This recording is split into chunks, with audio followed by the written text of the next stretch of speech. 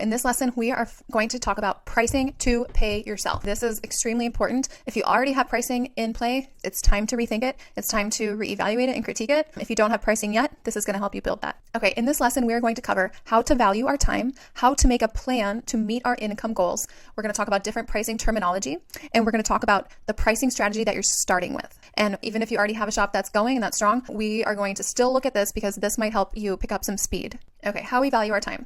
Most of us have heard that idea that entrepreneurs are willing to work 80 hours a week to avoid working 40 hours a week. This is that Lori from Shark Tank. I don't know if she was the one who originally said this, but most of us have heard this idea before. Now, let's be real. This can honestly be true for a lot of people, and honestly, it has been true for me. I've worked 80 hours a week to avoid working 40 hours a week. But what we need to remember is that we need to pay ourselves for those 80 hours, not just for 40 hours. So that does not necessarily mean that we are making half as much money because we're working twice as much and we're getting paid the same. When you're an entrepreneur and on Etsy, you can charge for your time. So no volunteering allowed. There's no such thing as having, free time when you're a small business owner, right? Because your time is money. Even if you're working more hours per week, it does not mean that your hourly wage has to go down. So make sure that we're scaling our hourly wage with the number of hours that we work. So time is going, if it's not already, which for most of us, it already is, but time will become your biggest asset. We are going to treat it that way. No volunteering allowed. It means no favors, no, I'll just do that for free. None of that, free customization. We have to charge for our time. Every other business does it. So just because we have an Etsy shop and we're a small business, that means that we have to do it too.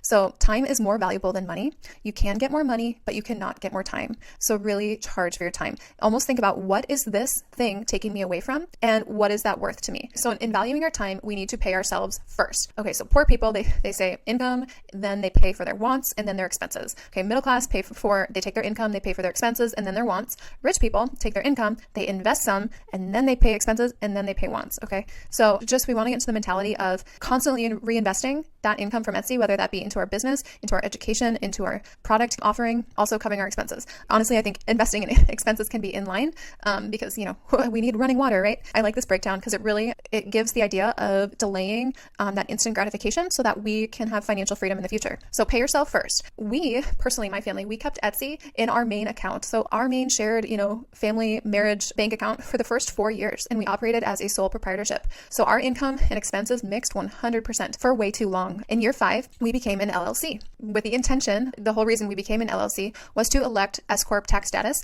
which saved us about $15,000 a year. So the cost of being an LLC in California at the time was like $800. It was so worth it. So now with being an LLC, you have to pay yourself. You are one of the employees, whether it be, a sole owner's, sole employee LLC, you still have to pay yourself. So you have to figure out what that reasonable wage is. And that, I recommend paying yourself into a separate account, keeping things really clean, and keeping your Etsy account separate at least when you get to 50,000 in revenue. I know if you're not making a whole lot on Etsy, like maybe you just feel like that is way too much work to have its separate account and to take a payment out for my wages every couple weeks. But once you start growing, we waited way too long to have a separate account. It's way easier to track your success if you are having a separate account. So this is just something to consider, especially if you are looking at becoming an LLC and potentially electing the S Corp tax status. I'm not a CPA, but our accountant said that it's really valuable, especially when you get to that 6-figure mark. That's when you really see the savings in doing that. So how to value our time? We are no longer working for free. We're not doing any favors, not for our Etsy shop. Friends and family, sure. No matter how friendly or personable our brand is, we are not on Etsy to do favors. So no extras are free unless you are negotiating a high volume sale with a customer. Now I want you to ask yourself, what is your hourly wage right now? If you're not working, what was it last time you were working? What is your long-term goal? After your first 500 sales, we want to be making more per hour than we were making before. The sprinting strategy, like during that sprint when we're taking a margin hit to get traction, right? That's the cost of starting a business, and that's the cost of getting momentum. But your long-term goals, after your first 500 sales, we want to be making more than what we were making before. The first 500 sales, it might be a sacrifice in your hourly wage to get traction. It's, the lower margin during this time is kind of the startup costs of an online business. So, you don't have the startup costs of having a brick and mortar. You're not paying rent. You're not leasing a building or leasing a space. This is very minimal cost to start a business. So taking a lower margin hit, consider that part of the overhead of starting. How to value our time. The revenue price of an item, that is not our hourly wage. So if you are selling a tumbler for $20, we're not making $20 an hour. And you might think, duh, Dylan, I don't need to pay you to tell me that, right? But it's imperative that as we expand into new products, that we know the back of our hand, these two things. So the cost of our materials, that could be your software programs, your monthly subscriptions to your design programs, if you're doing digital print on demand, the cost of your materials, and the time that it takes to make the item from start to finish. And I mean from the start, like from the time that you are getting in the car to go buy supplies. Build that time and that gas into the costs of the supplies that you're going to pick up. If there's not a way to fit your wage within the price of an item on Etsy, I know it's hard, but we need to scrap the item and move on to something that's profitable. The longer you are doing something that's not profitable, the longer it's going to take you to pay yourself and build a sustainable business that's paying you like more than full-time income. Cut your losses, scrap things that aren't working, don't get emotionally attached to ideas that you might have started with, and we have to focus on where's the profit to be had. So now we're going to ask ourselves this question. What would you like to be making as your take-home profit per month? So I recommend running a few different scenarios so that you know what a minimum or easier goal would be. Okay, so come up with like kind of a minimum profit per month. What sounds like, oh, that wouldn't be too hard. A solid or medium goal where it's like, okay, like that would be good. That would be good. I feel good about that. Like I wonder if it's possible, but I think I feel good about it. And then an idealistic or a big stretch goal. So this is something where it's like, you need to set your sights high here, okay? Set this for what you feel like would be a big push. Like this would be life-changing if I could do this. That's your idealistic stretch goal. So now we're going to download the file in this lesson and we are going to run some scenarios together. Now make sure, do not touch any cells outside the yellow cells. So yellow cells you change, the white cells do not change. Those are equations. So only change the yellow cells. If you mess up and accidentally type in a cell that had a formula in it, delete the worksheet and download it again so it's a new one. That will save you the mess of trying to redo the formulas that I put in there for you. So we're going to run some scenarios together. On this worksheet, I have one tab titled Income Goal Calculator. So that's where we're starting right now. Later on, we're going to do a profit calculator that I built for you, and that is going to be when we're actually pricing our products. So let's take a look at our income goals. So the yellow cells are what we change. So let's say an easy goal would be, I'm going to change these right now so that we really can see the numbers changing. So an easy goal, let's say profit goal per month. This is take home money. This is money that I can spend on whatever. This isn't revenue. So profit, if I want this amount of money going into my bank account and my bank account growing by this much per month, let's just say super easy, 1,000. Now, medium goal, let's say you want your profit to be 4,000. And now let's say a stretch goal, we want it to be 15,000. Now, what we need to know is our margin. So we need to know what the profit margin on each of our items that we're getting is. So this is a blended number. Maybe your loss leader, your profit margin is 15%. But remember, the loss leader is something we're not really putting a lot of labor into. So we blend our margins to get our overall margin. So let's say we're shooting for a margin of 40% to start. I think that's realistic. My margins are over 80% right now, but I've been in business for 6 years and I can raise my prices and my sales increase. So I've gotten to that point in my strategy. We're in the marathon strategy. We're coasting. That's the benefit of getting there. When I started, my margins were around 40% in my first year. So that is what I'm going to put in. I'm going to keep that consistent. Maybe if you have your stretch goal be super high, to reach that, you might need to take a lower margin. So you could even consider changing that. But for the purpose of this, we are going to keep the margins the same. So you're not touching revenue needed per month. This is an equation. And then we have to fill in our average order value. So that's the average price point of the item in your shop. So I put $50 here. So some of you guys might be thinking, oh my gosh, like $50 right now I'm selling prints or something that are like $8. Maybe for the purpose of this exercise, let's lower it. So let's put 25. Let's say that's your average order value. So this tells you the number of orders needed per month. And then obviously, if you want to look at your daily, you just divide by 30. But this helps you understand what you actually would have to do per month to hit that goal. So easy goal, $1,000, 40% margin. That means you need $2,500 in revenue. Your average order value is going to be $25. So that means you need 100 orders per month. $4,000. Same margin, same average order value. That means you need 400 orders per month. Stretch goal, 15 grand in profit. That means you need $37,500 in revenue. And if you had a lower margin, like 35, that number only goes up. Average order value of $25, you need 1,500 orders per month. So let me explain something to you guys. The easiest way to reach your profit goals per month is not to try to increase your margin. That's not going to do it. Let's say you increase it to 50% margin, 80 orders per month. That's not super helpful. Fastest way to do it is to increase your average order value. That is the key. In this module, I provide ways to increase your average order value. We need to focus on getting this. You guys, if you want to make a lot of money on Etsy, I really, really recommend trying to get this up over $40. Over $50 is great. Find ways to bundle. Look at all the ways that I give you to increase your average order value. And that's what we need to work on. So let's say $50 a month. Look, the numbers become so much more attainable. That should be the focus. So put in your profit goal. You can change this around as you change your product offerings. You can play with this as you grow, and you can play with this as you build out the products that you want to offer. What does this actually mean? If I want to make 5 grand, if I want to make 10 grand, okay, what does that look like on a daily basis? This is going to help you figure that out.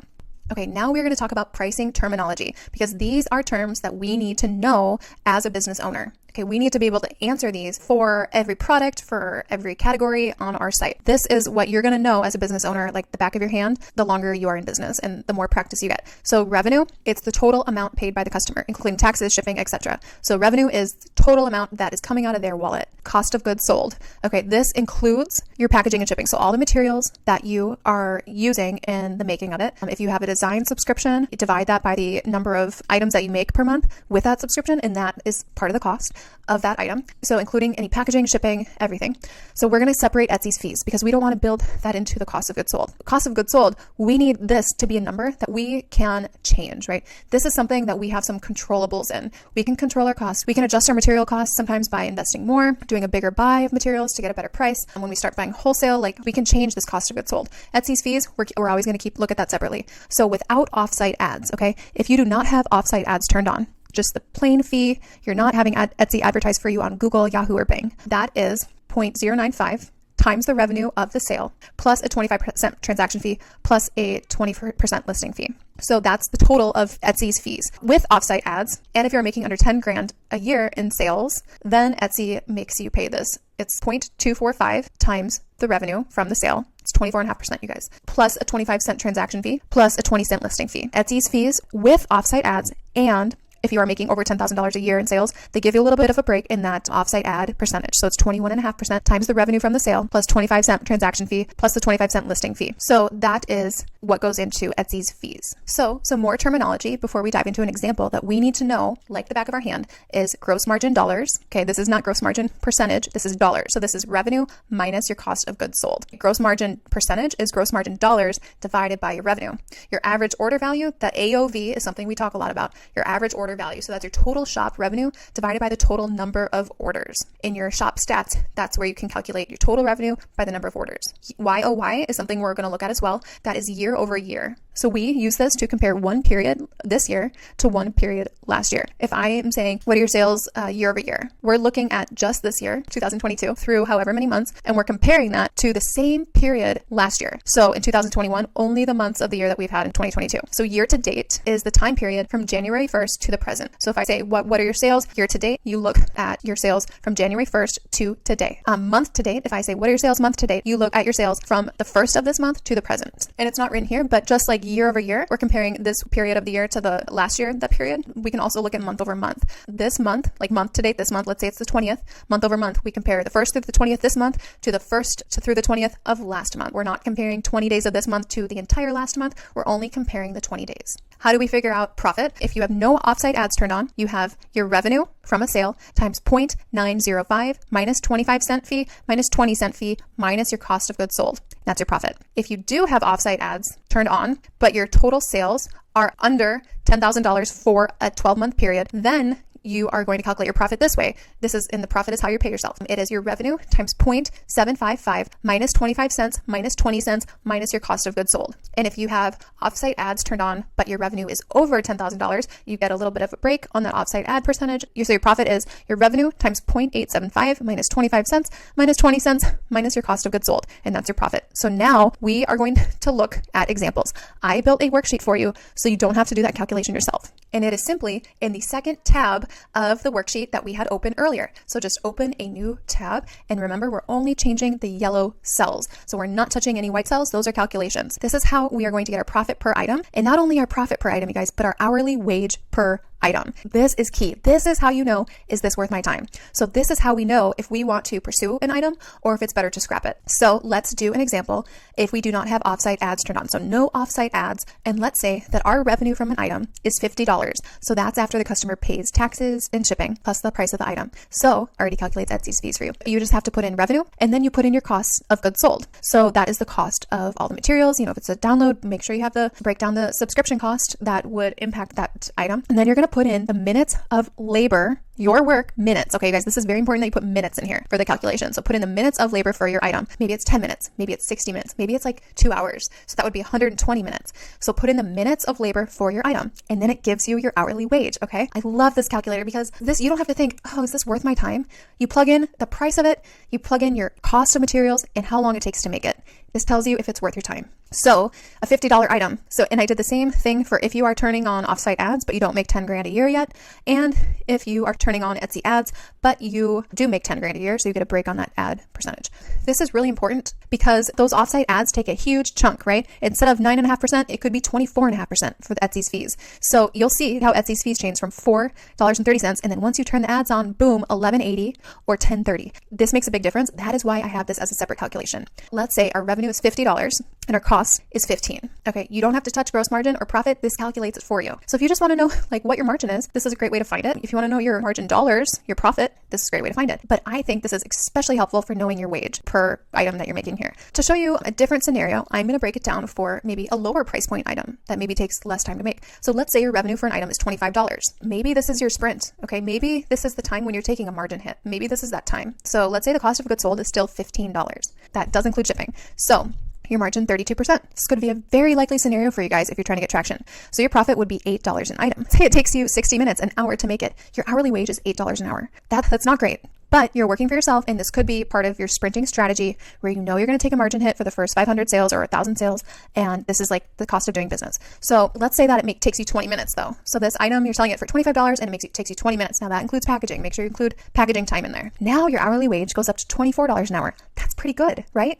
You can also look at this and think, okay, let's say this takes 60 minutes and you're saying, yeah, the most time consuming part of making this thing is blank. Maybe it's the painting. Maybe you make wood signs and you say, yeah, it takes, 5 minutes to make the wood sign, but it takes like 30 minutes for me to paint it. Well, if it takes 5 minutes to make a $25 wood sign, but it takes 30 minutes to paint it, that could be the difference of, so you're making $13.84 per item, per wood sign. But if you create a paint add-on fee for them to purchase the paint on it as an upsell item. So a separate listing called the paint add-on for like $20. And this sign only takes you 5 minutes to like laser cut. Look at your hourly wage goes up to $96 an hour. And then figure out the paint add-on. Let's say it's 30 minutes and you want to make like $40 an hour on that. So you charge $20 for that, right? Because $20, if you want to make $40 an hour and it takes 30 minutes, charge $20. So that would make your hourly wage $40. If you need to figure out how to increase your hourly wage, to consider looking at what is taking the most time in the production process of this. Can I make that into an add-on?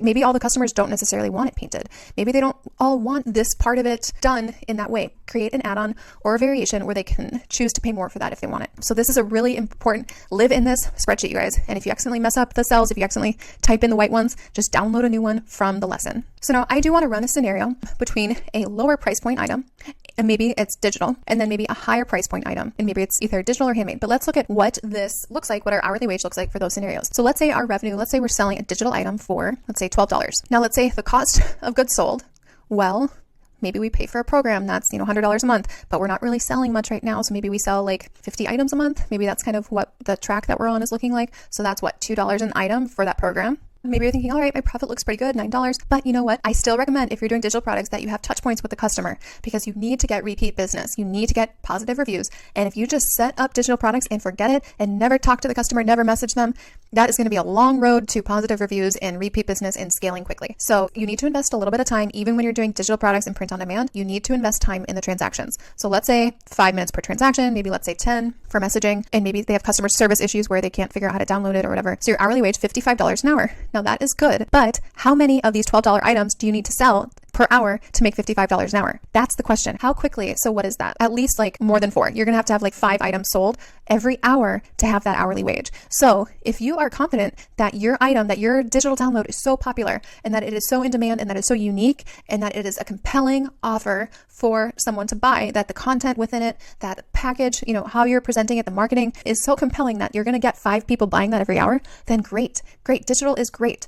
But if you feel like it's going to be really hard and take me a long time to get people to buy 5 of those per hour, that's where we run into a problem with scaling fast. It's kind of like I said, if you're making $9 an item, it's going to take a long ways to get to $1,000 profit. So what we want to do is try to focus on increasing that average order value, so our revenue per item. So let's explore this option. Let's say that we can do something, whether digital, print on demand, like a bundle for both of those, or a handmade item that you are selling for, let's say $150.